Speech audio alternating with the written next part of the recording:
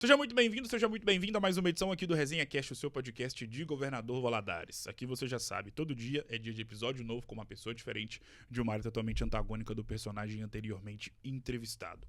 E hoje, meus amigos, eu tenho a honra de poder eternizar uma grande história pertencente à cidade de Governador Valadares. Falo dela, a educadora sexual Alexa Geneliu, que me dá a honra da sua presença aqui no podcast Eternizador de Histórias. Alexa, primeiramente, seja muito bem-vinda. Muito obrigada. E é uma honra do tamanho do mundo poder te receber. Obrigado por ter aceitado o convite. Bom dia, boa tarde, boa noite. Depende do horário que vai estar nos acompanhando. Seja muito bem-vinda. Obrigada. É um prazer estar aqui e falar de um assunto que muita gente ainda tem dificuldade de conversar. Exatamente. Alex, eu costumo dizer que pertencemos a praticamente a mesma geração. E no início da minha infância, eu já era uma criança. Sempre fui uma criança muito ligada aos veículos de comunicação. Logo, sempre via muito os programas de televisão, ouvia muito rádio, por incrível que pareça, mesmo no início dos anos 2000. Consumia muito jornal impresso, muito por conta da influência do meu pai, pela questão do gosto da leitura. E eu não me recordo de, em 2005, 2006, 2007... Sabe quando a gente chegava em algum consultório que o pai da gente levava para fazer alguma consulta com um dentista, um médico, aí tinha aquele monte de revista? Sim. Eu não me recordo de pegar uma revista daquelas e ver o assunto saúde mental ser debatido. Você via sempre moda, saúde, nutrição, aquela coisa toda. Mas saúde mental, eu não me recordo. E olha que eu era rato de revista. Lia todas. Parece que teve que vir o advento nefasto da pandemia para fazer com que toda a humanidade pudesse se alertar em relação aos cuidados com a saúde mental. Haja vista que, após, principalmente os períodos mais agudos da pandemia, se tornou muito frequente a seguinte indagação: como você tá? Como é que tá a sua cabeça? E hoje esse tipo de pergunta é feita em rodas de conversa entre familiares, colegas de trabalho, amigos, enfim. Feito esse preâmbulo, como você tá? Como é que tá a sua cabeça? Como é que tem sido este ano de 2025? Olha, bom, a gente tava conversando antes, né? Tô na minha segunda pós-graduação e caminhando, assim, cada vez mais consolidando o meu trabalho, sabe? Eu mudei de carreira, então foi um desafio, ainda é um desafio algumas questões, até pelo trabalho que eu escolhi agora, mas tá tudo bom, assim, tá tudo bem. Trabalhar é engraçado, né? Já ia até me corrigir aqui nesse sentido. Você perguntou como que eu tô, e a primeira coisa que eu respondo é sobre trabalho. A gente é muito acostumado a fazer isso.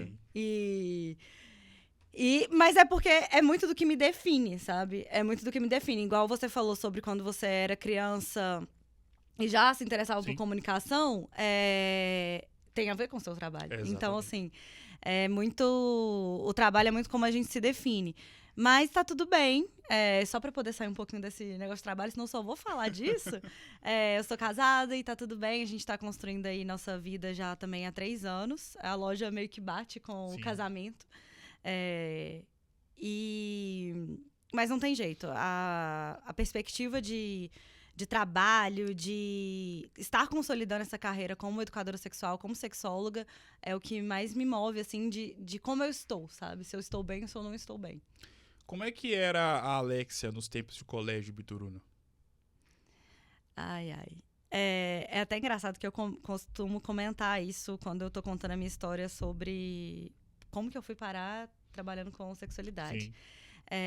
Eu também sou muito comunicativa, é daquela aluna que, nossa, ela é ótima, pena que conversa demais. Coitada da minha mãe.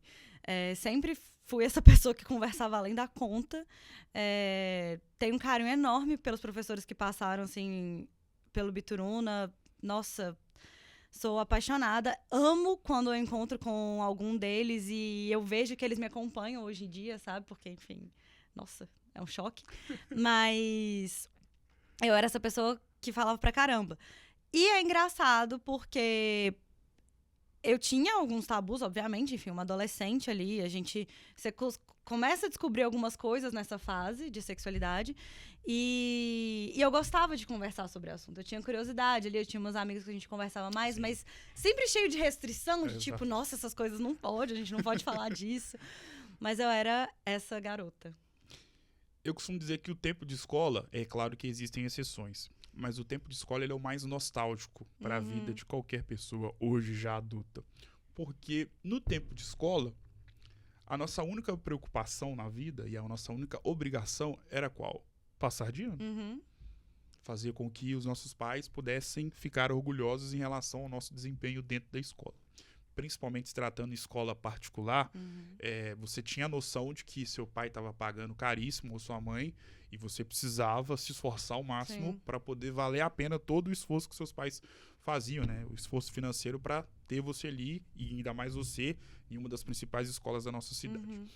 E o tempo de escola, ele é muito gostoso porque ele carrega consigo várias lembranças, né? De um tempo que não volta mais. Qual que é a grande lembrança que você tem dos tempos de Colégio Ibituruna? Aquele tipo de lembrança que quando você passa em frente ao Colégio Ibituruna, vem na sua cabeça na hora. Vou falar exatamente na hora, porque assim, dá pra gente elaborar lembranças, mas me veio duas coisas na cabeça. É um tempo nostálgico e é engraçado que a gente passa por muita coisa nessa fase. Sim. Começa os primeiros namorinhos, os romancezinhos. Eu tinha uma amiga... que passou por esses dois momentos comigo. A gente sofrendo de amor, aquela rampa da quadra, a gente subia a rampa na aula de educação física ou no recreio, ficava chorando lá em cima ouvindo Marisa Monte. Ai, muito, muito bobinhas. E uma outra lembrança que eu tive uma fase... Não é que foi uma fase, mas é que eu quis ser freira. Sim. Quando eu tava com 16 anos, mais ou menos. E essa mesma amiga, a gente passava... épocas diferentes, a gente passava o recreio na capela do Ibituruna. E a gente ficava ali. Foram as duas coisas que me vieram na cabeça quando eu lembrei do Colégio Ibituruna. E, obviamente, ali tá... Até porque a capela era ali, na fonte, sabe? A fonte do colégio, pra mim, tem várias lembranças de estar, enfim, seja já no terceiro ano, no ensino médio, que, enfim, é tudo motivo de... Ai, tá acabando, sabe? Mas foram essas duas lembranças que me vieram na cabeça. O tempo de escola, ele também tem algo muito valioso e precioso que a gente também acaba vivendo dentro da faculdade, que são as pessoas que marcaram a nossa vida de alguma forma.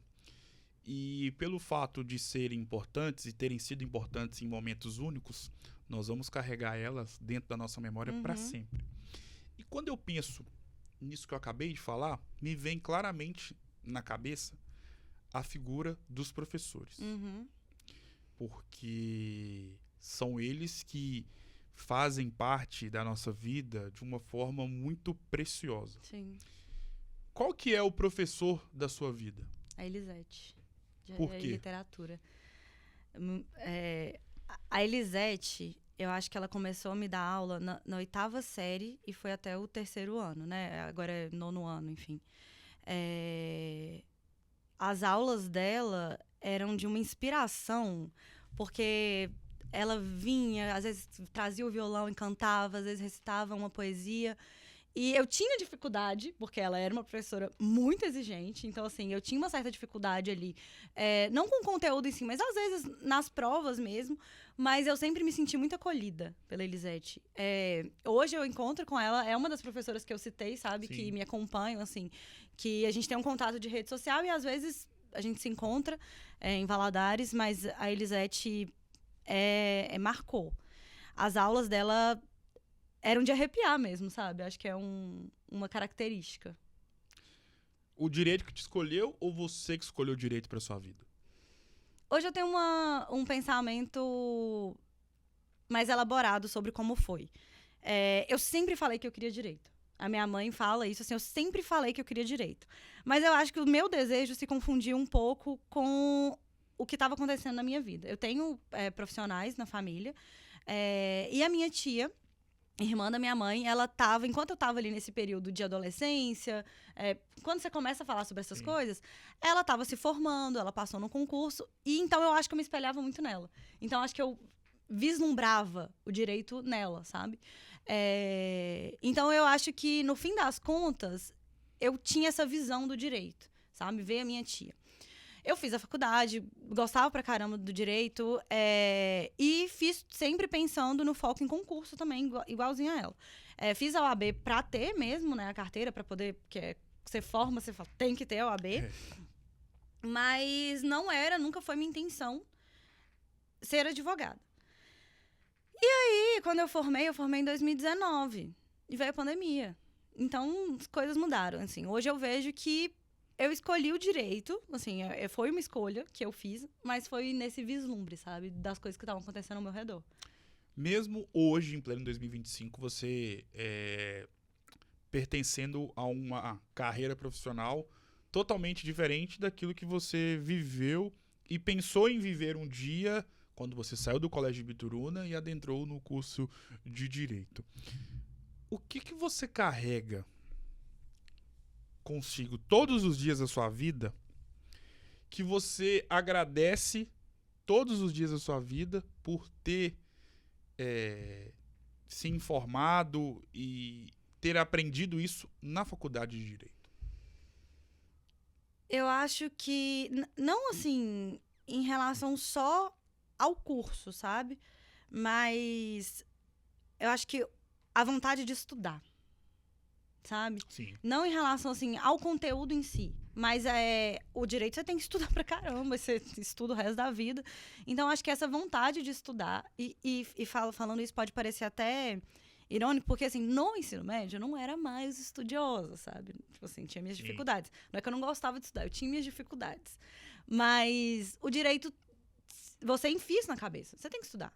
Então, acho que isso. Hoje eu me vejo mais madura nesse sentido da consciência de que eu preciso estudar, eu preciso estar sempre antenada, né? Estar sempre atualizada.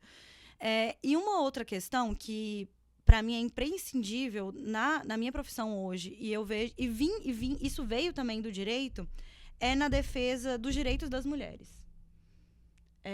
Hoje eu defendo o direito ao prazer, sabe? Então, o meu TCC foi sobre as diferenças nas carreiras de trabalho. Então, eu vejo isso hoje. Quando eu estava fazendo a minha primeira pós, a gente teve várias questões que esbarravam ali numa questão legal, e isso me remetia, sabe? Me dava curiosidade. Tem várias questões ainda que são muito abertas dentro do ramo de sexualidade, que me dá vontade, assim, de voltar para o direito, mas eu acho que é um outro lugar, assim. Mas eu acho que muito esse lado de que, da mesma forma como eu vi o direito em defesa das mulheres, apesar de eu nunca ter pensado em advogar, eu gostava desse lado, sabe? Entendi. De pensar no direito das mulheres, e hoje eu penso de uma outra forma. Como uma formada em direito virou educadora sexual? Olha, igual eu falei, eu formei em 2019, 2020 veio a pandemia, e enfim, formei, era esse plano, né? Concurso, começar a estudar, só que, como muita gente, a maior parte das pessoas imagina, eu tava perdida. Enfim, pandemia, você fica perdida. Eu tinha um emprego, mas eu tava completamente perdida nesse lugar, assim. Qual que era a previsão da gente estudar para um concurso, de ter um concurso? Eu tava muito mais preocupada em me ficar viva e ter as pessoas ao meu redor vivas, sabe? Enfim, é uma doideira. Então, 2020 foi um ano que eu acho que descartado eu não tinha nenhuma previsão do que eu faria da minha vida. E aí, 2021, no final de 2020, eu conheci meu atual marido. E ele, nesse entendimento comigo, a gente conversando, eu também estava fazendo terapia na época, e tentando entender para onde seria meu novo espaço. Se eu ia trabalhar com direito de alguma forma, se eu ia estudar para concurso. E um dia, essa história, assim, foi o ponto de virada. Um dia, ele me mandou uma matéria para eu mandar para uma amiga que tinha acabado de terminar um namoro. E a matéria era a seguinte: levei um pé na bunda e faturei 1 milhão com sex shop. Que ela abriu o sex shop logo depois do término. Ela falou, manda para sua amiga. E eu olhei aquela matéria, li e falei, achei interessante pra mim, não pode não? Eu achei gostoso pra mim. E aí, assim, eu já seguia alguns perfis de sexólogas, de sex shop. E aí eu fui me aprofundando em outro lado, sabe? Vendo essas mulheres mais como profissionais do que como curiosas sobre o tema. Sim. E aí, uma dessas donas de sex shop, nesse meio tempo, abriu um curso de como abrir um sex shop do zero. Eu tava na casa era meu namorado, eu tava na casa dele, era um sábado de manhã, eu falei, eu vou comprar. Parcelei em 12 vezes o curso. E aí eu fui entender, e assim, eu comprei pra entender o que seria. Porque até o momento, vender produto, Sim. sabe? Eu falei, não quero abrir uma loja e ser isso, sabe? E eu também, e as coisas foram acontecendo, assim. Ele tinha me dado meu primeiro vibrador. E aí eu falei, nossa, muito interessante isso aqui. Eu comecei a conversar com algumas amigas sobre o assunto. A gente já conversava, mas começamos a falar mais sobre aquilo. E elas até brincavam. Eu falei, amiga, você vai acabar abrindo um sex shop. Do tanto que você tá falando, você vai acabar abrindo um sex shop. Eu falei, vai que acontece. Sim. Mas eu não contei pra ninguém que essas coisas estavam acontecendo por trás. De eu estar realmente pesquisando sobre o assunto. Nesse curso, eu descobri que existia uma feira em São Paulo, que ela não acontecia há alguns anos por conta da pandemia. E ela ia acontecer em outubro de 2021. Outubro. E aí, eu trabalhava, mas eu, assim, completamente ferrada de grana. Meu namorado, o marido, virou e falou assim, não, vamos pra São Paulo. E vamos pra São Paulo escondido. Assim, ele falou porque eu não queria contar pra minha família, Sim. né? O que eu tava indo fazer em São Paulo. A gente falou que era um congresso do trabalho dele e fomos. Aí chegamos em São Paulo, primeiro dia, fiquei vislumbrada, assim. Entendi todo o processo, fiquei em palestras, escutando, conheci muita gente e entendi o ramo em um outro lado. Porque eu também tinha uma visão de sex shop que muita gente tem, daquela coisa preta e vermelha, toda escondida, tabu, não sei o quê. E eu falei, gostei disso daqui, que tem uma nova visão. Sim. Eu quero tudo colorido. Eu me visto assim. Eu não sou uma pessoa que vai estar... Às vezes eu gosto de preto, eu gosto de branco, mas sou uma pessoa mais... Eu tô com o delineado azul o tempo inteiro, sabe? Não tô agora, mas assim, eu sempre tô dessa forma. Então, pra mim, o meu sex shop, a minha loja, ela tem que ser a minha cara. Então, eu já comecei a pensar nesse lado. Eu falei, e o nome? Não quero um nome que seja pecado vermelho, pimenta vermelha, sabe? Coisas que geralmente as pessoas remetem Sim. a sex shop. E aí, fomos elaborando o nome. Eu fui pra feira sem ter o nome também. Na sexta-feira foi esse vislumbre, e aí a minha mãe já tava desconfiando que eu não tava lá no congresso do Fernando. E aí no sábado eu contei pra ela. E aí mandei um textão contando. E aí ela falou: não precisa esconder as coisas de mim, se é o que você tá escolhendo, que Deus te abençoe. E depois a gente conversou, obviamente, pessoalmente. Mas a história inicial é essa. Ganhei um vibrador, ele mandou uma matéria, e aí eu comecei a pesquisar sobre o assunto. Eu tenho percebido que falar sobre sexo, principalmente na internet, tem sido algo muito mais abrangente do que outrora. Uhum. Por quê? Existe, e também por conta da pandemia, existiu esse boom em sex shops. Foi o ponto alto do mercado erótico na pandemia. Porque as pessoas estavam em casa. As pessoas precisavam se entreter. Então, eu vejo muito essa diferença. E vejo isso, assim, em comentário com as pessoas que trabalham há mais tempo do que eu, sabe? Mas existiu esse corte da pandemia que, poxa, a gente precisa falar sobre isso. A gente precisa entender essa nova forma de se relacionar. As pessoas começaram a conhecer vibradores e tudo. Então, existiu muito isso por conta da pandemia. Mas porque também a gente sempre teve, na verdade, eu vejo muito isso, sempre teve a vontade de conversar. Só que como? De que forma? Como que isso acontece? Então, esse espaço que a pandemia trouxe das pessoas conhecerem os produtos, trouxe também a curiosidade de falar Sim. mais abertamente sobre o assunto. E as pessoas começaram a criar mais conteúdo sobre o assunto e tiveram uma resposta boa, sabe? Só que é um assunto que a gente precisa conversar.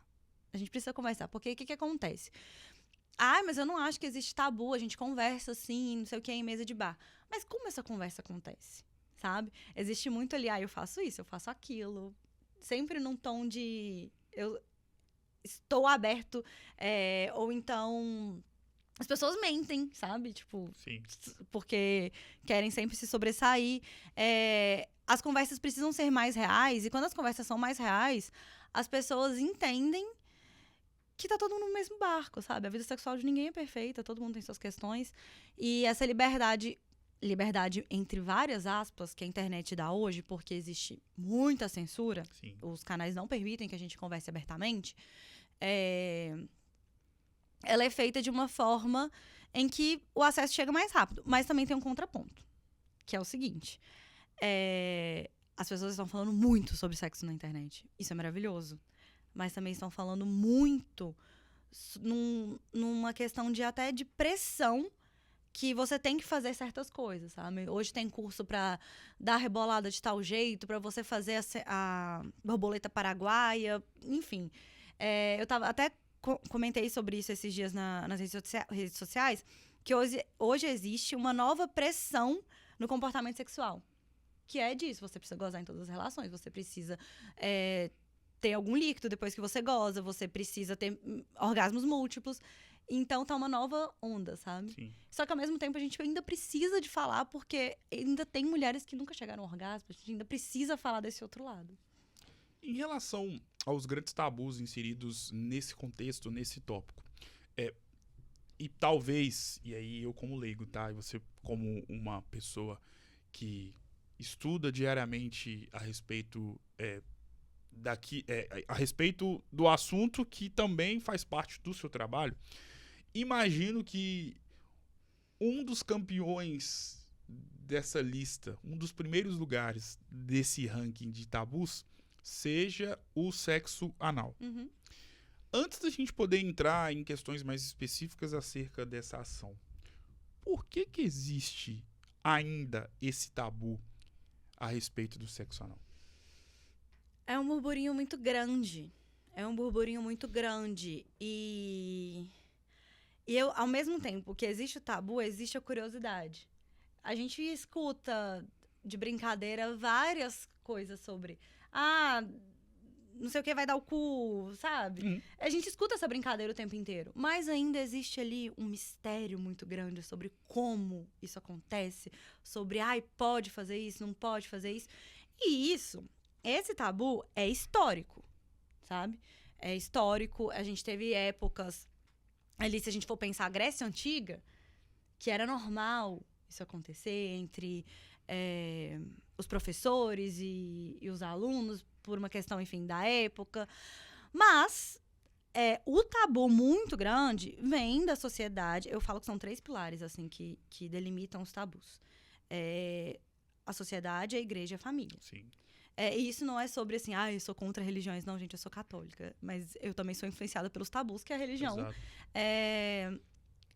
Não é que impôs, né? Mas que existem ali na sociedade. Pra muita gente, é pecado. Da mesma forma que é pecado a masturbação. Então, existe esse burburinho muito desses 3 pilares, sabe? Sociedade, igreja, família. Então, é pecado, é errado. É uma área que muita gente fala, mas pouca gente sabe. Um lugar nesse sentido. Mas é uma região, como outra qualquer, que pode ser prazerosa para qualquer pessoa. Existem muitos homens que pressionam as suas parceiras, sejam namoradas ou esposas, a praticarem o sexo anal. Aos 2 praticarem o sexo anal. Por que isso não deve ser feito com a mulher? Eu acho que não deve ser feito com ninguém, né? Assim, mas porque o que acontece? E que é um trem que me irrita muito. Muita gente, e existe muita piada disso no Instagram. As pessoas pegam o sexo anal e falam assim, não, eu te dou o cu se você me der um carro, se você me der um celular, se você me der a bolsa que eu quero. E acham que estão abafando. Sim. Só que, uma coisa que eu sempre repito, o cu não é presente pra ser dado, sabe?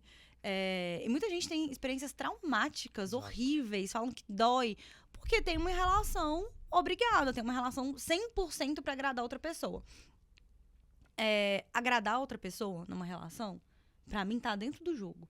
Mas é esperado que essa troca seja, né, recíproca. Mas se eu quero agradar, mas não sou agradada, ou não tenho o mínimo de vontade de fazer isso, só vou fazer pra agradar, não vai ser satisfatório. E isso, assim, o sexo anal não deve ser feito assim como você não deve, enfim, pular de paraquedas só pra agradar outra pessoa, sabe? Não vai ser confortável, não vai ser agradável, vai ser uma experiência provavelmente traumática, de dor, de uma possível fissura. Então, o sexo é pra ser prazeroso, sabe? Seja o sexo anal, o sexo oral, o sexo vaginal, é pra ser prazeroso. Então, se você faz uma relação só pra agradar a outra pessoa, e aí, enfim, a pergunta, né? Por que isso não deve ser feito? Se você quer tanto, então dá o seu cu primeiro, sabe? Dá o seu primeiro. E aí, se você gostar, quem sabe? Se você não gostar, se coloque no lugar, sabe? Eu acho que não tem muito uma resposta disso, porque na minha cabeça, na minha bolha, é uma resposta do tipo, não faça, sabe? Tipo, não faz isso. Mas as pessoas fazem. E pra mim é um grande absurdo que acontece com muita frequência. Eu tava ouvindo esses dias a pessoa que apostou se a mulher perdesse, ela teria que dar o cu pro marido. E eu fiquei tipo, gata, sabe? Mas isso acontece e as pessoas fazem pra agradar, sabe? E eu nem acho que seja... Obviamente, eu não acho isso que seja a culpa da mulher. É porque existe tanta pressão, sabe? Da parte da parceria, que elas acabam cedendo em algum momento e tudo. E assim, é batata. As histórias de pessoas que cedem por esse motivo nunca são boas. E é pra ser bom, sabe? Eu tenho muito esse trabalho de dar dicas de como fazer da melhor forma. Tem que usar lubrificante, tem que fazer com muita excitação, porque aí vai ser mais fácil. Mas de nada adianta se você não tem vontade. Se você não tem vontade, não faz, sabe? Acho que falta um pouco disso dentro das relações e dessa comunicação. Da comunicação de tipo, é um limite pra mim isso, sabe? Pensando pelo outro lado, o casal que chegou à conclusão que, e principalmente se a mulher nunca acabou cedendo o seu orifício anal, o casal chegou à conclusão que chegou o momento de tentar. Qual é o jeito certo? Bom, algumas coisas. Pra mim, a excitação é ponto-chave, assim. Sim. Você tá excitada, você tá com vontade, porque aí vai ser mais confortável. Odeio essa história de, toma um vinho pra relaxar. Não, goza pra relaxar. Sim. Sabe? Então, eu às vezes até falo, goza antes, sabe? Você vai estar mais fogosa. E nós, mulheres, a gente tem a questão de, diferente do homem, a gente tem um período de pós-orgasmo que a gente não morre, sabe? A gente consegue continuar. Então, chega quase ao orgasmo, se for da sua vontade. Isso, a escolha da posição, nunca é de 4 para quem tá começando. De 4, eu brinco muito isso. De 4 é para quem tá pós-graduado, com doutorado ali no sexo anal. Para quem tá começando é de ladinho. Ou uma posição que você sinta que tem mais controle. Porque aí você consegue controlar a profundidade. Dentro disso, sempre com calma. O cu é um espaço que você tem que conhecer ele primeiro. Você tem que... eu falo, cumprimenta o cu, sabe? Conhece a região. É interessante você usar um plug anal ou experimentar com os dedos antes para entender a região. Lubrificante é essencial. Nunca, jamais use anestésico. Jamais. O anestésico, ele vai tirar a sua percepção completa de dor. Então, você não vai sentir nada. E a dor é sempre um indicativo de que tem alguma coisa errada. Exato. Então, tomar Dorflex antes da relação. Pelo amor de Deus. Se você precisa disso pra poder entrar numa relação sexual, sabe? Não. Mas você pode usar um desensibilizante. O desensibilizante é diferente de um anestésico, porque ele ameniza o desconforto inicial. Porque existe um desconforto inicial por uma questão da região dos esfíncteres se acostumarem com alguma coisa entrando. Sim. Então, esse desensibilizante, ele vai amenizar esse desconforto. Para alguém que, tô excitada, tô com vontade, mas ainda fico muito tensa. Que quanto mais tensa, mais fechado vai ficar. Então, o desensibilizante vai ajudar a amenizar esse desconforto. Usa junto de um lubrificante. São algumas coisas para relação ser a mais confortável possível, a mais gostosa possível. E mulheres, aproveita e estimula o clitóris junto. Porque aí é batata. Um outro tópico que está inserido na relação sexual como um todo é um outro tabu que eu, como leigo, percebo que existe para algumas mulheres. Por quê? Do outro lado, para os homens, trata-se de um assunto muito bem resolvido em relação a nós mesmos, que é a masturbação. E eu percebo, e aí, novamente, eu me colocando na posição de leigo, que o ato de masturbação feminina, podemos dizer assim, eu vejo que ainda é um tabu entre as mulheres. É claro que eu não posso falar por todas, obviamente. Mas eu vejo que o assunto é tratado de uma forma muito diferente do que é tratado com nós homens, por exemplo. Que o homem desde cedo, desde pequeno, tem aquelas brincadeiras e tal. E eu vejo que na mulher ainda existe... assim, me corrija se eu estiver errado, mas na minha visão é praticamente igual ao tabu do sexo anal. Em relação a... não que é errado, e aí dependendo da religião da pessoa, é algo totalmente impensável. Enfim, existe esse tabu, você com o conhecimento que você tem em relação a tudo que você estudou, estuda, e tem de conhecimento, e conversa com clientes, enfim. Existe esse tabu em relação à questão da masturbação feminina? Demais. Demais. E da mesma forma que eu falei, os 3 pilares. Igreja, sociedade e família. Sim. Você falou, os homens, desde pequenos, assim, novos, quando começa ali entrar numa certa idade... Ah, é o Band de 30 minutos. Começa a entrar numa certa idade, existe essa brincadeira apoiando, falando, não, vai, compra revista, na época de revista, né? Mas, enfim, eu ainda tenho essa fala, compra revista. Mas estimula. Sim. As mulheres não, tira a mão daí, não toca aí, não pode. E isso vai construindo. Sim. O tabu, ele é um degrau. Ele vai sendo construído. Então, desde novas, a gente tá nesse lugar de não faça isso, é errado, não encosta aí. E, assim, no encostar, é tipo, como você senta com a perna fechada, tudo isso vai afastando a gente da região. Exato. Sabe? Então, quando chega num momento que aí vem alguém e fala, não, você tem que se masturbar pra conhecer seu corpo, você tem que se masturbar pra saber do que é que você gosta. Uai, mas ninguém nunca me falou isso. É um tabu. E... como eu falei novamente, ainda é para algumas mulheres, por conta de religião, um pecado. Tipo, elas não podem fazer e eu respeito. E eu tenho um diálogo direto com mulheres que têm essa crença. Sim. Vamos lá. É pecado, entendo, respeito. Mas como que a gente pode fazer para que seja possível, porque você precisa se conhecer, enfim, questões específicas, tá? Você precisa se conhecer, se você fizer com seu marido... é legal? É permitido? Sim. É. Então, beleza, achamos um lugar aqui. Sabe? Achamos um ponto de que esse acesso a essa possibilidade de prazer que é importante, ela não vai entrar num lugar que ela vai sentir que tá fazendo algo errado. Então, com seu marido pode? Então, vamos pra esse lado. Então, é um tabu gigantesco. Estamos abrindo aí principalmente eu vejo muito isso, por mulheres famosas que estão na mídia, estarem falando abertamente disso, e de várias idades. A gente tem Angélica, a gente tem a Thaís Araújo, a Fê Paz Leme, a Giovanna Eubank. São mulheres que estão falando sempre desse tópico, então isso tá assim, uai. Se elas fazem, eu também talvez possa fazer. A Carol Conká, ela tinha um programa com a Marcela McGowan, que é ex-BBB, no GNT. Elas falavam abertamente desses temas. Então, isso vai tirando um pouco o peso. Então, quanto mais a gente falar e trazer a possibilidade de que não veja como errado, sujo, veja como uma possibilidade de prazer de você conhecer seu corpo. Eu comecei a falar de sexualidade indo muito para esse lado de autoconhecimento. Sim. E foi o boom, novamente, da pandemia, que foi para esse lado de autoconhecimento, autocuidado, liga o chuveiro, coloca uma vela, criando todo esse clima para poder amenizar esse terror do sujo, errado, pecado. Hoje em dia, a gente já tá em um outro espaço de fala, que a gente fala, não, faz porque você tá afim mesmo, faz porque você tá com tesão, sabe?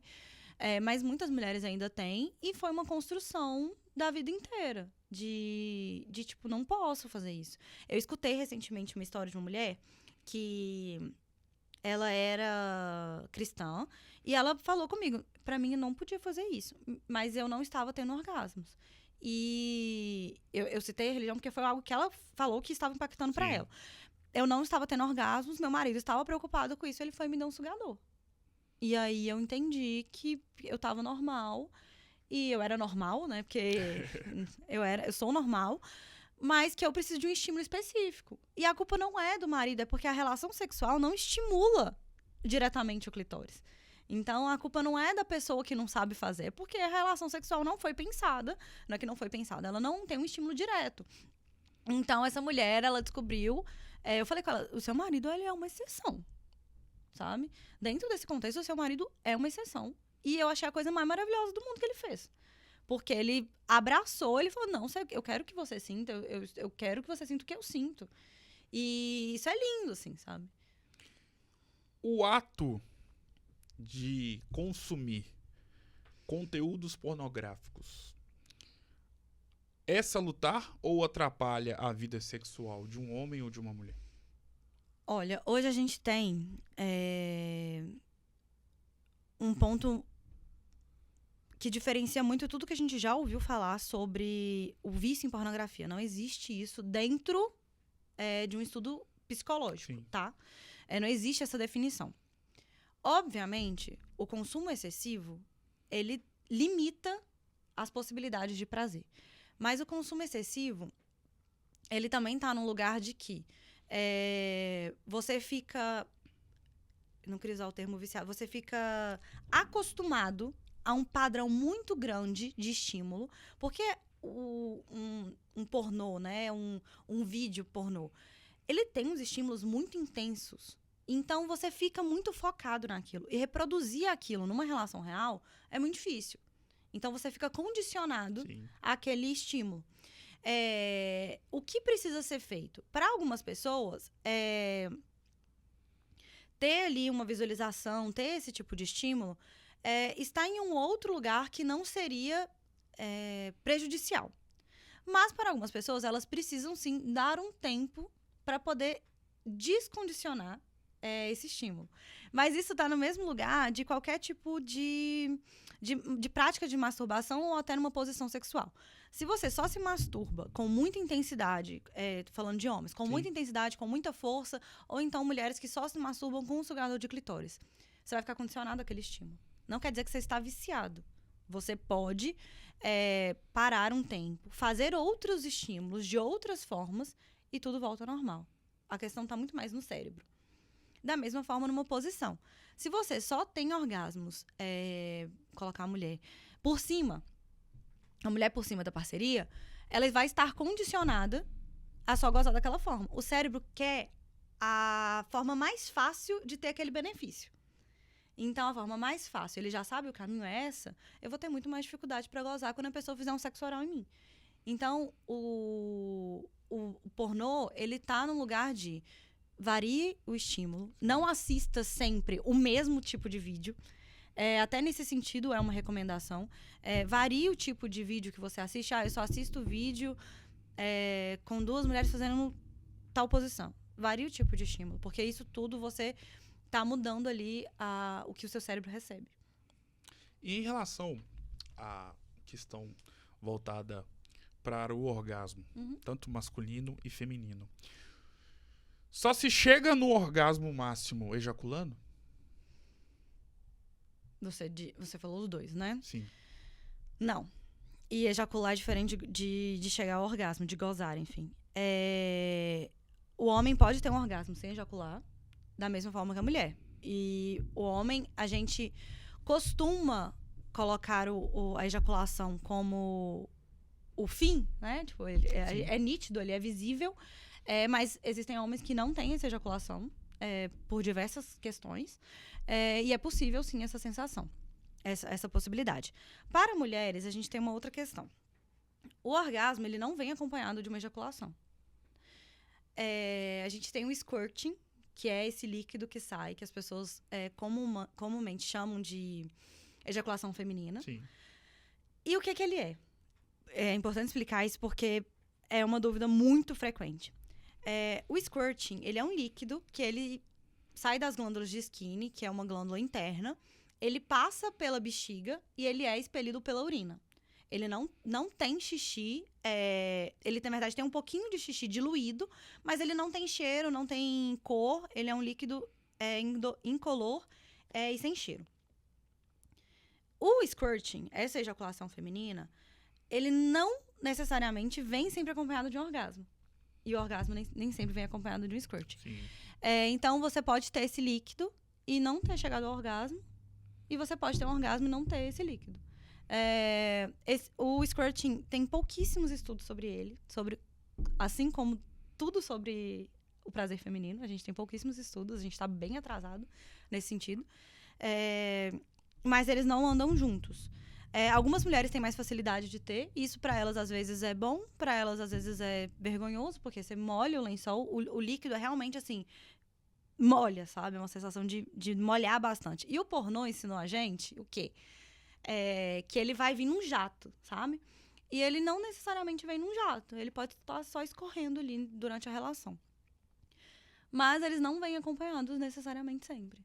E é o ponto principal. Muita gente fica hoje em dia, igual eu falei, né? Essa pressão nova que a gente tem sobre o prazer feminino. Tem que ter esse líquido. Os homens, às vezes, falam assim, como que eu me faço pra minha esposa ter isso? Sabe? Não vai fazer muita diferença em quesito de prazer, não. É só um líquido que algumas mulheres têm mais facilidade. O que a gente sabe hoje, assim, eu tô falando... igual eu falei, a gente tem pouquíssimos estudos sobre isso. Hoje eu falo pra você que nem todas as mulheres têm essa glândula. O que a gente sabe hoje. Então, nem todas as mulheres vão ter esse líquido. Então, é isso. Quando os produtos eróticos ajudam numa relação sexual? Sempre. Ela fazendo propaganda. Mas é porque, assim, eu não acho que eles são o salvador da pátria. Não acho Sim. que, assim, eles resolvem um casamento prestes a se divorciar, sabe? Não acho que seja essa questão. Mas, falando de prazer feminino, igual eu falei, a relação sexual, penetração, ela não tem um estímulo direto na glândula do clitóris, que é onde as mulheres precisam ser estimuladas mais facilmente para chegar a um orgasmo. Sim. Você pegar um vibrador, que seja um bullet, que é um pequenininho, ou um sugador de clitóris, e usar, às vezes até a mão, sabe? Estimular o clitóris durante a penetração, você tá aumentando muito mais suas chances de chegar ao orgasmo. Lubrificante, pra mim, é essencial numa relação vaginal ou anal. Anal nem se fala, mas assim, na vaginal, muitas mulheres, e eu costumava pensar isso assim, minha lubrificação é ok, não preciso disso. Só que você muda a sua percepção quando você usa um lubrificante. As chances de ser mais prazeroso, você não correr o risco de ter nenhuma microfissura, sabe? De um incômodo. O lubrificante, pra mim, é produto de ter na cabeceira, sabe? Tem uma coisa que eu falo sempre, que é o seguinte... muitas mulheres estão acostumadas, por conta do nosso histórico, a ter uma relação sexual com dor. E dor é sempre indicativo de que tem alguma coisa errada. Não tenham relações sexuais com dor. Você tem 3 opções quando você começa a ter uma relação e tá sentindo ali um incômodo por conta de uma dor, se não for uma questão maior. Você parar essa relação, porque, enfim, tá doendo, você não vai ter essa relação.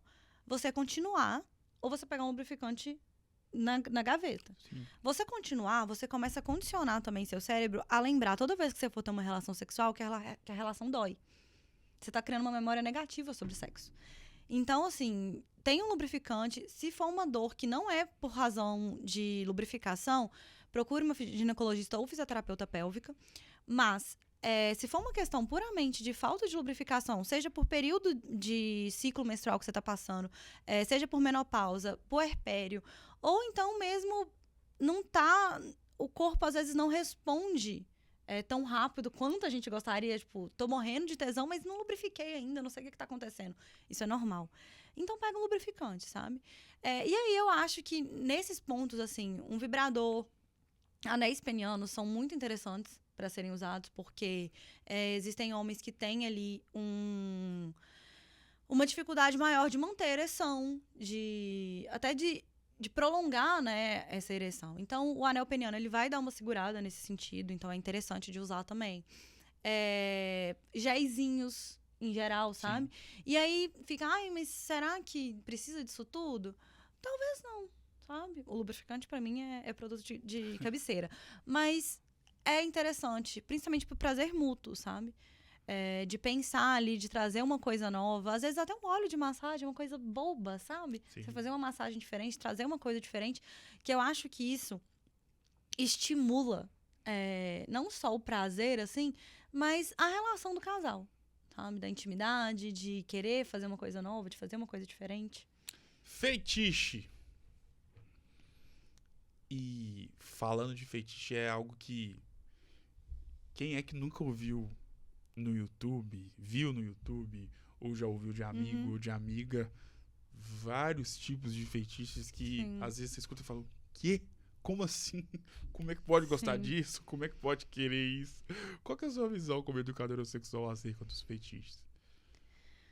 Olha, até é um assunto que eu tenho me aprofundado mais, tenho estudado mais sobre o assunto. Não falo muito sobre nas redes sociais, então é uma coisa que eu quero me aprofundar mais. Mas eu acho que dentro dos limites do consentimento, que enfim, quando a gente fala de BDSM, de bondage... Ai, meu Deus. Bondage, savage, sadomasoquismo. O bondage é... Ai, eu vou confundir as siglas. Não vou me aprofundar nisso. Mas dentro do BDSM é necessário consentimento. Então, e eles são muito rigorosos com isso. Então, o consentimento, pra mim, é o essencial. E aí, se tem duas pessoas dispostas, uma a apanhar e a outra que gosta de sentir dor, se o consentimento tá ali dentro, não vejo problema nenhum. Aí, assim, dentro do fetiche, a gente também tem as parafilias, que a gente vai para um outro lugar, e até em níveis de risco, que a gente precisa de pensar. Por exemplo, a asfixia, de gostar de se asfixiar. Sim. A gente tem que ter um limite do que é saudável e do que é um risco, sabe? Mas eu acho que consentimento, tendo uma pessoa para fazer aquilo, está disposta a fazer aquilo com você, tá tudo dentro do jogo. Tem enrolado muito umas brincadeiras, até um tópico que eu quero comentar mais pra frente, que é... Ai, cuspir na boca. Uma coisa boba, assim, se a gente parar pra pensar.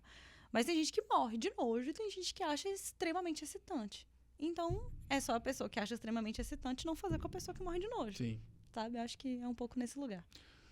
O mercado de produtos eróticos já deixou de ser um tabu, pelo menos na internet. Uhum.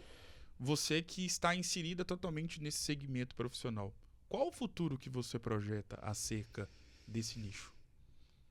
Vem aí um crescimento muito grande ainda. Acho que estamos caminhando para grandes coisas, assim.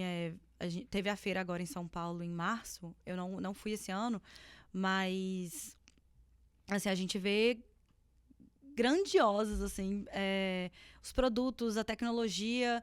O Brasil é muito foda em cosmético. Sim. É muito foda em cosmético. Então, vem muita coisa aí. Eu acho que a acessibilidade vai aumentar, sabe? E aí eu falo até um lado como vendedora e um lado como consumidora. Há 5 anos atrás, 6 anos atrás, era muito mais difícil você ver, sabe? De achar um sex shop que você... Não é que não existia, mas que você se sentia confortável, via um produto que te atraía. Porque também os produtos... Tudo vai ficar em cargo dos homens, tá? A culpa é sempre deles. Os produtos são feitos por homens, ainda são. Mas eles não tinham um mínimo de pensamento, assim... Isso vai ser interessante para uma mulher? Porque, tipo, sabe? E hoje em dia a gente tem mulheres que estão nessa linha de produção. Sabe? Então, eu acho que cada vez mais a gente vai ter produtos mais direcionados para o prazer feminino, de fato, do que produtos que foram pensados exclusivamente por homens, sem pensar no que aquilo vai proporcionar para uma mulher, sabe? A tecnologia e qualidade do material também é uma coisa que cada vez mais me surpreende como tem melhorado. Existe tempo ideal, pensando em questão de duração, dentro de uma relação sexual? Não, isso vai variar, assim, a gente tem... Não pode ser 2 minutos, tá? Brincadeira. Não, mas os dados são de 2 a 3 minutos, se eu não me engano. Mas não, e existe muito essa questão, né, tipo, tava 15 minutos transando, sabe? Gente, pelo amor de Deus, que maratona é essa? Tava 30 minutos transando. Não existe isso, assim, dado ideal, uma quantidade de tempo ideal. Mas, o que a gente pode pensar é que nós mulheres precisamos de um tempo para estar devidamente excitadas, para poder chegar mais facilmente ao nível de prazer do que os homens. Os homens, eles se aquecem muito rápido. Então, ao invés de ir direto para uma penetração, que esse é o problema maior. Tipo, esse tempo de relação sexual é só penetração? Se é um estímulo antes, sabe? Eu nem gosto muito de usar a palavra preliminares, porque preliminar pra mim é o bom dia. Como você começa seu dia, é você assistir um filme, é você fazer um jantar, tirar o cachorro do quarto. Mas você ter ali um período de excitação, de que você tá tendo carícia, você tá tendo um beijo, fazendo alguns estímulos, e aí depois, a gente tá falando muito de relações heterossexuais, da penetração, e aí depois você vai pra penetração, esse tempo vai variar também, sabe? Não acho não, né? Não existe esse tempo ideal. Quem é que nunca ouviu a história de uma amiga ou de um amigo citando e relatando que às vezes ficantes, tal, estão ali no início de uma relação, não tem nada sério, né, tal, vão pro motel, vão pra casa de alguém e tal. E chega na hora H, o homem não consegue de jeito nenhum, por inúmeras razões que só ele sabe. E quando você escuta esse tipo de relato, automaticamente, depois de relatar o que aconteceu, ou de, na verdade, relatar o que não aconteceu, deixou de acontecer, sempre vem a ideia de que, pronto, então não tem mais nada, acabou, tchau, a mulher vai pra casa, o homem vai embora pra casa dele e tal. Mesmo após de uma brochada masculina, existe como, mesmo sem ter a penetração, os dois saírem satisfeitos? Completamente. Brochar é normal, tá? Se isso está acontecendo em 100 a 70% das relações, aí a gente pensa em uma outra questão. Exato. Mas brochar é normal, é do jogo. Inclusive, mulheres também brocham. Só que para os homens é muito mais visível, sabe? Mas mulheres também brocham. Então, o que você pode fazer? Várias coisas. Você pode fazer um sexo oral, você pode usar o dedo, você pode usar um sugador. Você pode fazer várias coisas. Como lida com aquilo, e aí eu acho que vale para os dois, ficar forçando, às vezes, demais, vai trazer mais constrangimento, vai trazer mais... até uma pressão da parte do homem, que assim, aí ele não vai conseguir de jeito nenhum. Ele, às vezes, está tão focado em fazer subir que a excitação não está acontecendo, então isso não vai funcionar. Então, às vezes dá um tempo, às vezes vai fazer outra coisa, ou então continuar. Tem várias coisas sendo possíveis de ser feita. E até porque o sexo não é só penetração. A penetração é uma das coisas possíveis dentro de uma relação sexual. Então, sexo oral, pega um brinquedinho, usa o dedo, faz uma massagem, sabe? Um faz a massagem no outro. Não precisa ser necessariamente no pênis ou na vulva. Pode ser uma massagem no corpo todo, sabe? Estimula de outras formas. E aí, pode ser que o pênis suba, pode ser que não. Mas eu acho que normalizar a brochada e faz parte, sabe? Não trazer tanto constrangimento para isso. Tem alguns homens que ficam extremamente constrangidos e não querem nem que brinque sobre o assunto. Acho que tem que ser respeitado também. Não é para você ficar fazendo brincadeirinha. Mas, sabe? Respira. Vamos fazer outra coisa se for da vontade. Ou então continue ali de outra forma. Porque é muito possível. Sobre o sexo como um todo, é um assunto muito amplo, muito vasto, que envolve várias e várias questões. Mas dentro da relação sexual, o que e na sua visão como uma profissional, uma educadora sexual, o que é que não deve ser feito de forma alguma em uma relação sexual? Existe esse tipo de ação que jamais pode ser feita? Seja uma fala, seja uma ação? Veio duas coisas na minha cabeça. Uma delas é, enfim, forçar algo que a outra pessoa não tá afim. E falando isso num lugar sem chegar num abuso. Não tô entrando nesse lado. Mas não forçar nada, sabe? Acho que a relação tem que ser prazerosa pros dois. E, igual eu falei, existem os limites que cada um tem. Então, se você não tá afim de uma coisa, respeite. E se respeite e também que a outra pessoa respeite isso. Mas indo para um lado mais cômico, eu acho que usar cuspe como lubrificante. Sabe? Igual a gente estava brincando de fetiche. Tem gente que gosta do cuspe e tudo. Se é um fetiche seu, bora, vai, sabe? Se joga com quem tá afim disso. Mas usar o cuspe como lubrificante, não faz isso não, porque não é. sabe? Existe lubrificante mesmo. O cuspe vai ressecar, não vai funcionar legal. E, dependendo da relação que você estiver tendo, pode acabar machucando. Mas acho que foram as coisas que passaram na minha cabeça. Acho que essa questão do limite é muito importante, sabe? Você respeitar o não da pessoa. Seja pra continuar a relação, ou seja pra não fazer alguma coisa. Uma pessoa com 18 anos, em 2000, e que ainda era virgem, tanto o homem ou a mulher, ela tinha muito menos informações a respeito de uma relação sexual do que um menino de 18 anos em pleno 2025. Ou de uma mulher com 18 anos em pleno 2025. Aonde eu quero chegar? Sobre a primeira vez. Então, falar da primeira vez. O que é que deve ser feito e o que não deve ser feito na primeira vez? Então, é um assunto que eu gosto muito, porque geralmente a gente delimita a primeira vez como a primeira penetração. Sim. E muito provavelmente essa pessoa que está tendo a primeira penetração, ela já passou por várias outras questões. Outras fases. Outras fases. Sim. E se a gente parar pra pensar, uma dessas fases pode ser um sexo oral. Exato. Ela pode até ter chegado já ao orgasmo. Então, assim, falando de uma primeira vez com uma primeira penetração, que a gente tem, que a gente define mesmo, é importante você ter essa vontade, que assim, da mesma forma que a gente estava falando sobre sexo anal, Sim. A primeira vez, ela não é pra ser dolorosa, como a gente aprendeu. Muito provavelmente, a dor é porque você não estava confortável o suficiente. Não tem nada a ver com o ímen, porque o ímen é um grande mito. Mas a dor, o sangramento, isso são coisas que não são normais de acontecer. O sangramento é muito provavelmente também por conta de fissura, porque não estava lubrificado o suficiente e foi tentando forçar até que machucou um pouco. Sim. Então, a vontade, sabe?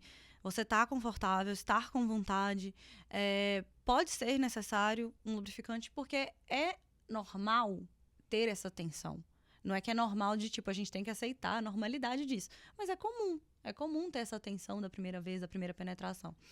Então, às vezes você usar um lubrificante, você estar excitado, você estar confortável, usar camisinha, obviamente. Mas acho que isso, assim, acho que eu até gosto mais de tirar um pouco o peso disso tudo, sabe? Um peso de, tipo, é a primeira vez. Talvez vai ser muito mais idealizada, porque a gente viu filmes, a gente vê séries, a gente vê cenas, assim, de coisas belíssimas. Às vezes vai ser uma coisa completamente normal. Provavelmente não vai ser tão interessante, porque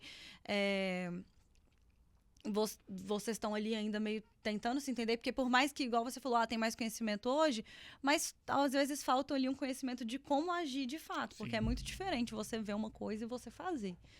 Mas acho que isso, assim, acho que hoje a gente está desmistificando muito esse sentido da primeira vez, porque eu acho que quanto mais a gente tirar esse peso todo, é mais interessante, mais gostoso até pode ser.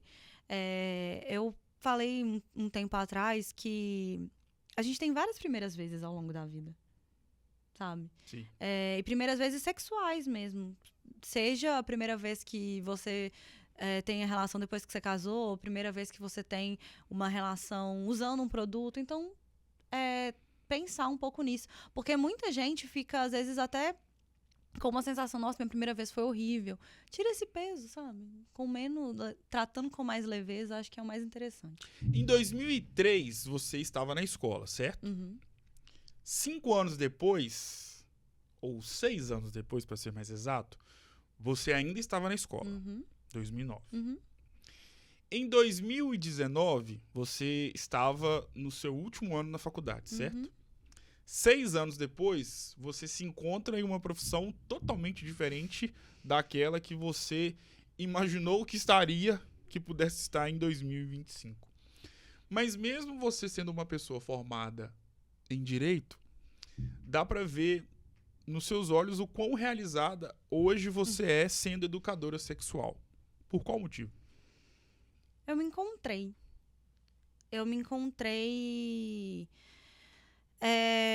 Igual você falou sobre sempre gostar de se comunicar, eu também sempre gostei, eu sempre fui falazada, sabe? Então, eu me encontrei nesse lugar de que eu tenho muita vontade de estudar o assunto e muita vontade de ajudar outras pessoas. Eu trabalho focado em ajudar mulheres, mas eu acho que o trabalho, de certa forma, impacta os homens também, sabe?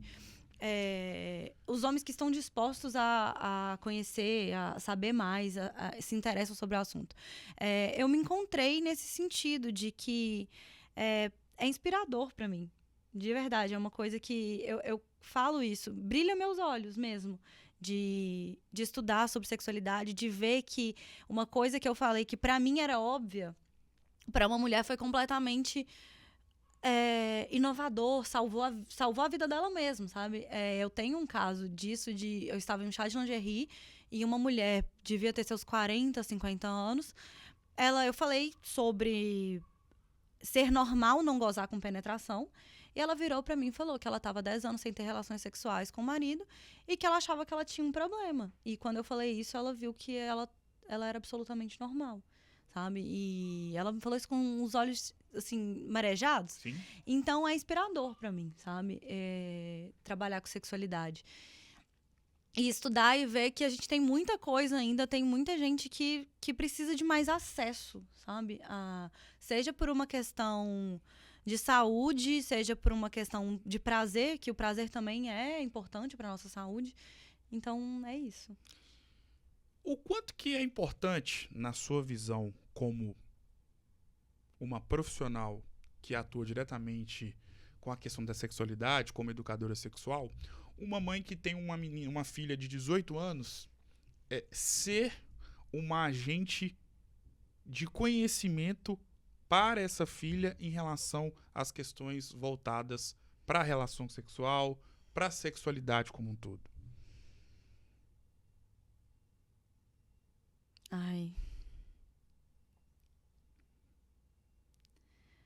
Eu acho que é pensar na importância, sabe, do assunto. É pensar na importância exatamente isso, do quanto a gente precisa disso, quanto a gente precisa falar sobre isso, enquanto as pessoas precisam ter acesso, sabe, ao tema e ao assunto. A nossa vida se parece com um livro, certo? Uhum. Com páginas positivas e páginas negativas.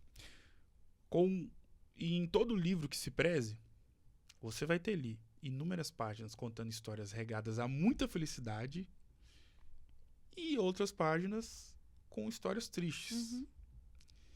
E é assim a nossa vida, né? Sim. Temos dias maravilhosos e temos dias que, como o pessoal costuma dizer, tem dia que é noite. Uhum. E todo livro que se preze tem as páginas, tem o título, tem a conclusão, tem a introdução, tem a numeração das páginas. Uhum. E tem uma outra coisinha que começa com a letra C, que você vai me responder agora. O que é? Já falei conclusão. Os capítulos? Acertou. E Deus é tão maravilhoso que nós temos na nossa vida inúmeros capítulos, e aí vem a questão da magnitude de Deus na nossa vida e da bondade dele para conosco. Por quê? No livro, os capítulos vão vir através de páginas, de folhas. Mas na nossa vida enquanto ser humano, os capítulos podem vir através de vários formatos diferentes. Pode ser um dia, pode ser um conselho, pode ser uma briga, pode ser uma conversa, pode ser um momento, pode ser um lugar, e pode ser datas, e pode ser também pessoas. Todos nós temos pessoas nas nossas vidas que, se a gente pudesse fazer com que essa pessoa pudesse ser um livro, ou um capítulo dentro do livro da nossa vida, melhor dizendo, essa pessoa teria esse lugar. No livro da sua vida, como você classificaria e o que você falaria a respeito de um nome que representa um grande capítulo, talvez o mais importante da sua história de vida, que é Luciana Ginéliou? Ai, minha mãe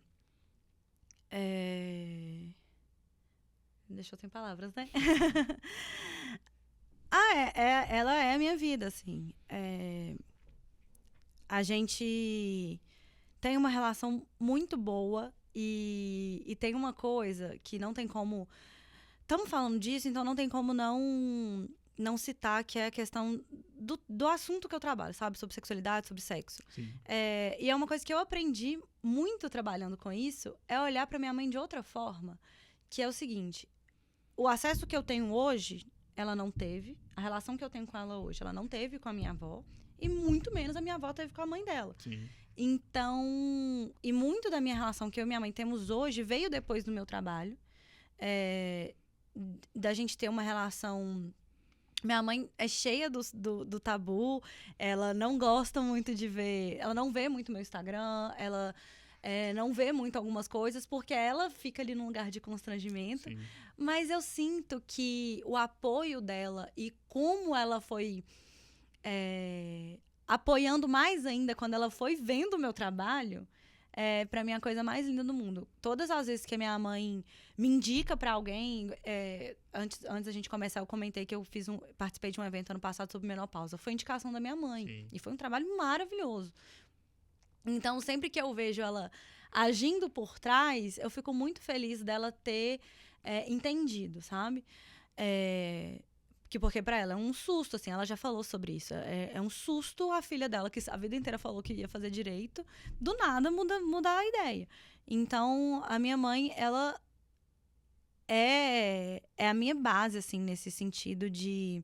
Eu tive muita dificuldade de contar pra ela, porque a aprovação dela, pra mim, sempre foi muito importante. Sim. Sempre foi muito importante.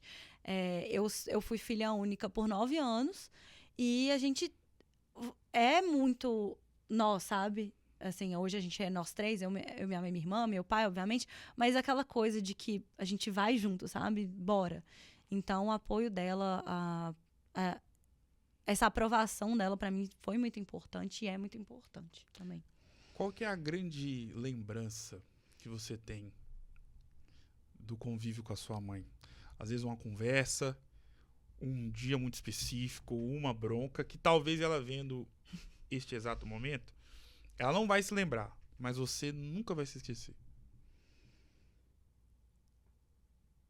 Eu acho que a gente conversa muito. E não é assim, não é sobre uma coisa específica, mas a gente tem um costume. Ela tem um costume muito grande que quando ela quer conversar, seja comigo ou com a minha irmã, ela conversar alguma coisa séria, ela chama a gente pra sair. E aí ela vai, vamos comer um japa? Tipo. Podia ser uma coisa, não, que legal. Aí você já sabe Não, que é um B.O. Eu já sei que aprontei alguma. Isso até hoje, tá? Casada fora de casa até hoje. Desses dias aí a gente foi comer japa. Mas acho que é muito disso. Mas eu fui uma adolescente, uma jovem um pouco... Acho que como muitos, assim. Dei um pouquinho de trabalho pra ela, sabe? E acho que... tiveram algumas discussões, assim, algumas brigas, nem discussões, né? Algumas brigas que viravam algumas chaves em mim, que eu falava, opa, deixa eu ver aqui. A mãe sempre foi muito brava, a gente brinca disso hoje, ela sempre foi muito brava. Mas ela é maravilhosa. Só que acho que o jeito que ela tem também de quando quer conversar, não pra brigar, sabe? Porque essas conversas que eu falei de ir comer alguma coisa e sair pra fazer alguma coisa, são conversas, assim. E nisso ela é muito boa. Como eu disse anteriormente, a nossa vida é recheada de páginas positivas e páginas negativas, capítulos bons e ruins. No livro da Alexia Genelhu, qual o capítulo mais triste da sua história?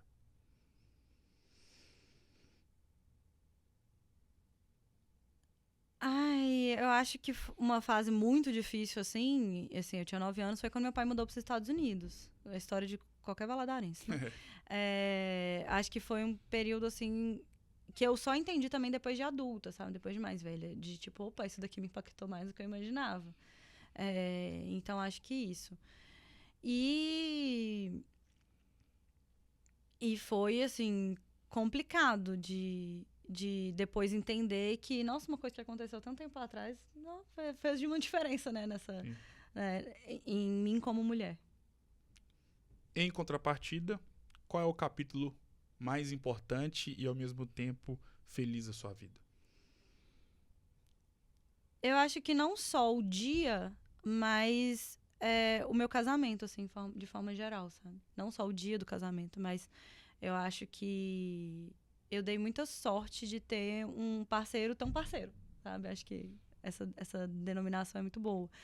Porque eu odeio, assim, que pareça, porque eu acabo expondo um pouco, assim, ele nas redes sociais, que pareça, o casamento perfeito. Não é, longe disso.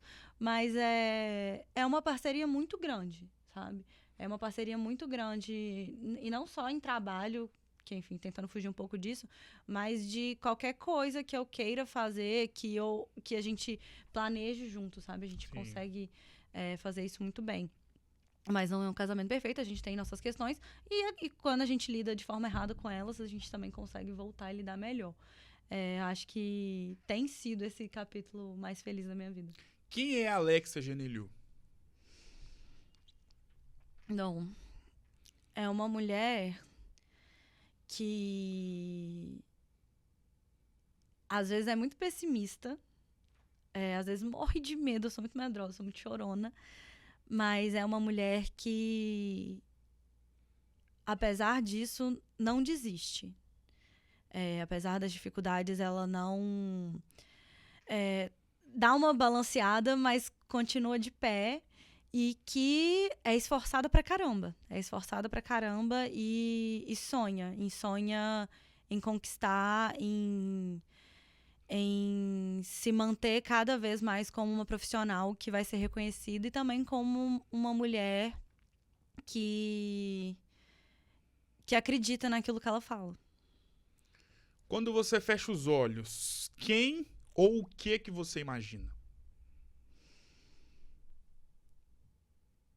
Eu acho que a minha família, assim, de forma geral, o meu marido, a minha família.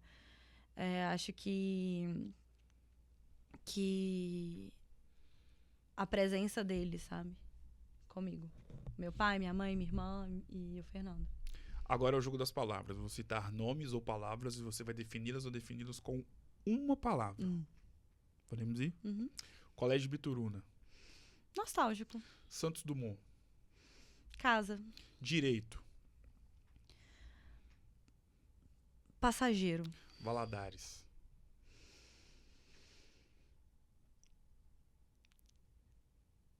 Bom. Vida.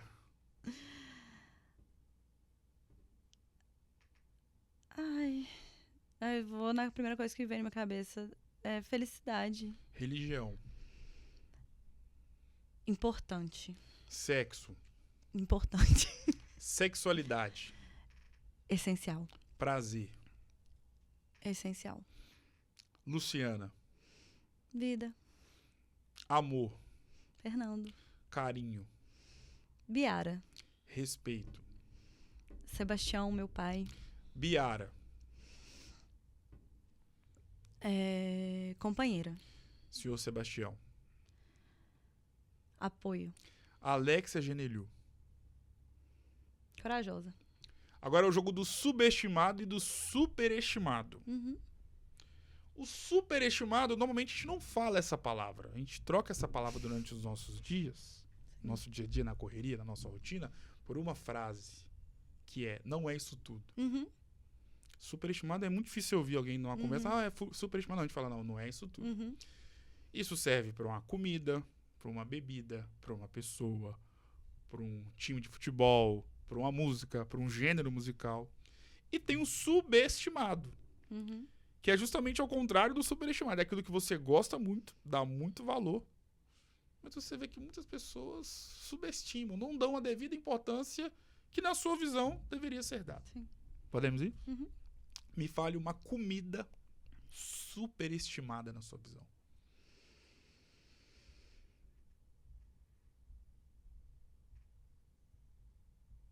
Churrasco.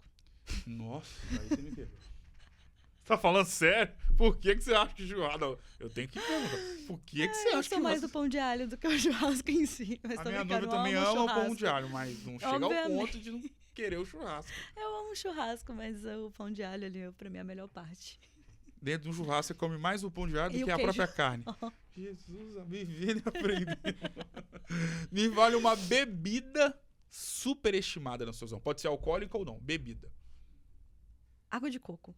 Me fale uma banda, cantor ou cantora, independentemente do gênero musical, superestimado ou superestimada? Nossa, eu vou arrumar uma briga, Taylor Swift. O que as pessoas superestimam demais a relação sexual?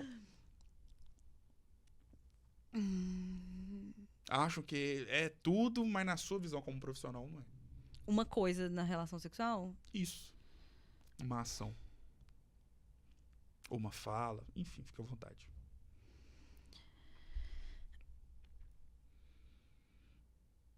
Eu acho que não existe... Porque, assim, eu acho que isso é uma visão tão individual que eu fico com medo de falar e parecer que é uma visão da educadora, Sim. da sexóloga. E foi uma coisa que eu conversei esses dias sobre com o meu marido. E ele me deu uma resposta que ficou na minha cabeça, impregnou na minha cabeça, que não existe isso, sabe? De ter uma coisa assim que seja, igual eu falei, na visão de uma educadora. Podem existir para algumas pessoas, sabe? Por exemplo, há um tempo atrás há alguns anos atrás eu achava que o 69 era superestimado. Hoje eu entendo que dá para ser trabalhado. Mas eu acho que vou colocar que talvez não porque eu achar que seja, mas eu acho que é superestimado o burburinho no sexo anal. Me fale uma comida subestimada na sua visão.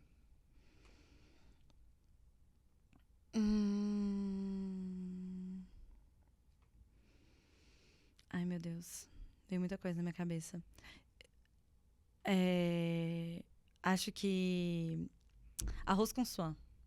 Me fale uma bebida, alcoólica ou não, subestimada na sua visão.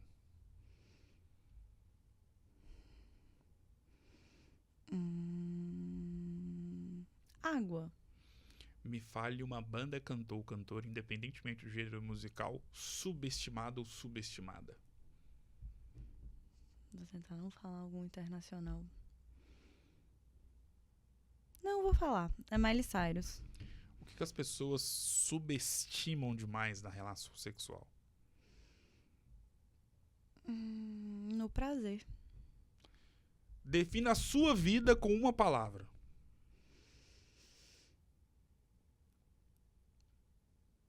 Cor. Defina a sua história de vida com uma frase.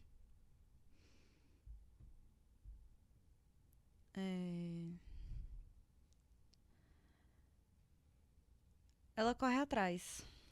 Defina essa conversa com uma palavra. Leve. E foi mais do que leve. Foi muito pesado, positivamente falando, para a minha história profissional, ter tido a oportunidade de ter eternizado, né, imortalizado o seu maravilhoso enredo de vida. Muito obrigado por ter aceitado o convite, pela confiança acima de tudo. Foi um prazer e claro que as portas estão abertas para você poder voltar mais vezes. Muito obrigado. Muito obrigada. Foi um prazer enorme. Eu acho que a leveza é justamente nesse sentido de Sim. ser gostoso, de ser agradável. Muito obrigada. Que bom. Muito feliz. Fico muito feliz de poder ouvir isso advindo de você. Muito obrigado mais uma vez, Alex. O Resenha Cast de hoje, para lá de especial, vai ficando por aqui. Um grande abraço e claro que eu volto em uma próxima oportunidade. Até mais.